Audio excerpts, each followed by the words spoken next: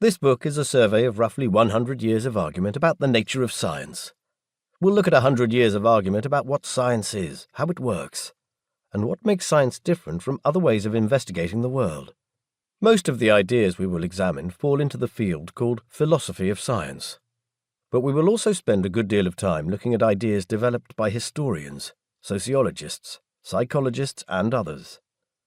The book mostly has the form of a grand tour through the decades. Ideas will be discussed in roughly the order in which they appeared. Note the word roughly in the previous sentence. There are exceptions to the historical structuring of the book, and I will point out some of them as they arise. Why is it best to start with older ideas and work through to the present? One reason is that the historical development of general ideas about science is itself an interesting topic. Another reason is that the philosophy of science has been in a state of fermentation and uncertainty in recent years. A good way to understand the maze of options and opinions in the field at the moment is to trace the path that brought us to the state we're in now. But this book does not only aim to introduce the options. I will often take sides as we go along, trying to indicate which developments were probably wrong turns or red herrings. Other ideas will be singled out as being on the right track. Then toward the end of the book, I will start trying to put the pieces together into a picture of how science works. Philosophy is an attempt to ask and answer some very basic questions about the universe and our place within it. These questions can sometimes seem far removed from practical concerns, but the debates covered in this book are not of that kind. Though these debates are connected to the most abstract questions about thought, knowledge, language, and reality, they have also turned out to have an importance that extends well outside of philosophy.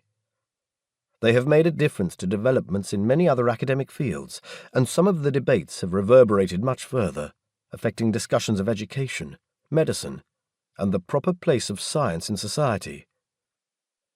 In fact, throughout the latter part of the 20th century, all the fields concerned with the nature of science went on something of a roller coaster ride. Some people thought that work in the history, philosophy, and sociology of science had shown that science does not deserve the dominating role it has acquired in Western cultures. They thought that a set of myths about the trustworthiness and superiority of mainstream science had been thoroughly undermined. Others disagreed, of course, and the resulting debates swirled across the intellectual scene, frequently entering political discussion as well. From time to time, scientific work itself was affected, especially in the social sciences. These debates came to be known as the science wars, a phrase that conveys a sense of how heated things became. The science wars eventually cooled down, but now, as I write these words, it is fair to say that there is still a great deal of disagreement about even the most basic questions concerning the nature and status of scientific knowledge. These disagreements usually do not have much influence on the day-to-day practice of science, but sometimes they do. And they have huge importance for general discussions of human knowledge, cultural change, and our overall place in the universe. This book aims to introduce you to this remarkable series of debates, and to give you an understanding of the present situation.